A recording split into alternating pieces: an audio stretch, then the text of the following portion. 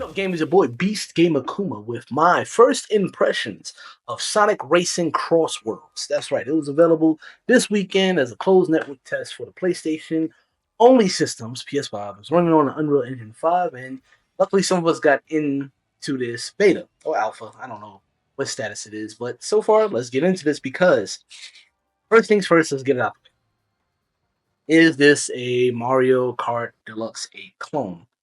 There are certain aspects of this game, let's just put it simple, yes, but that's not a bad thing because since Mario Kart is exclusive to Nintendo, not a lot of people have access to that game, and more games need to have kart racers.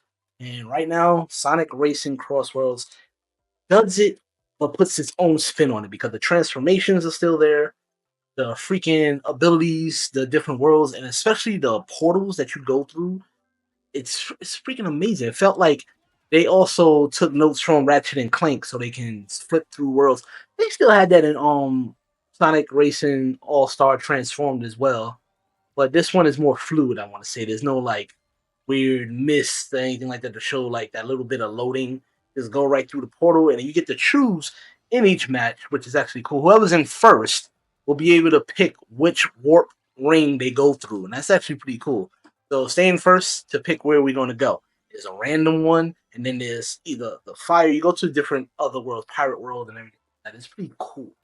Customization of each car. You got acceleration, speed, power, and you can use the tickets that you obtain during the races to rebuild the car.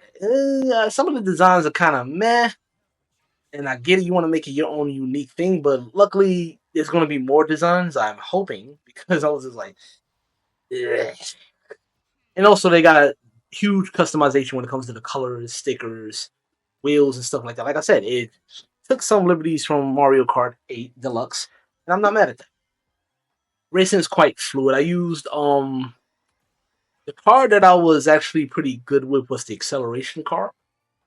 I didn't get first place too much, but I got a first place enough. But man, it was just brutal fun. You would have to be tactical. You ever played a card game, you know that you save certain power ups for whatever you need, and they also have something extra where you can have a menu to give yourself an extra boost in combat. Some of them take 2 slots, some of them take one, some of them even take 3 slots. But these give you an advantage on the race as well. So if you want a ability where it gives you more offensive weapons instead of defensive weapons, you can pick a slot for that. If you want more acceleration boost when you knock into another player, you got that. It's pretty cool how they make it so that you can have more advantage in the game. It's not bad actually. I use Knuckles. Knuckles, my boy.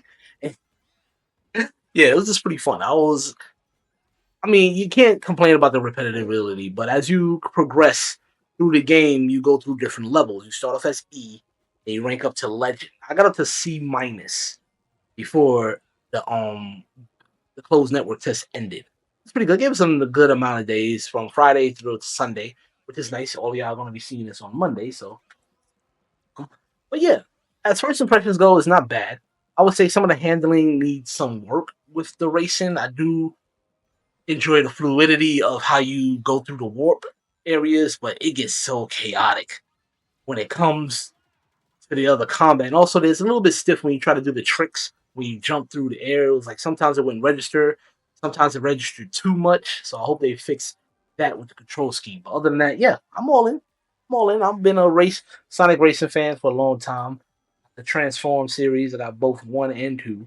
They didn't have sequels like that, but I'm looking forward to the extra characters that they add into it, like Ryu Hayabusa, Shinobi. No, that's right, not Ryu Hayabusa. Oh my god, they have added other franchises, but it's going to be mostly Sega characters. But Shinobi, you got dudes from Yakuza, um, Ryu from Shenmue.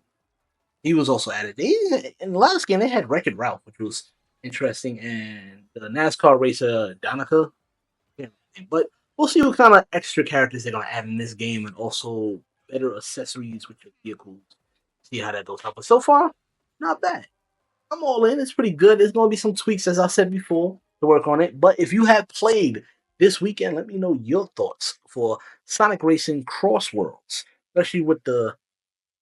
I think it's gonna have crossplay. I'm hoping it is, but I hope they're gonna have a bigger network test with other platforms, PC. I hope it's coming out for Xbox because Like I said, certain games like this don't need to be exclusive. But again, let me know your thoughts in the description below. Hit that like and subscribe button, hit that notification bell. Let's discuss this. As always, peace out.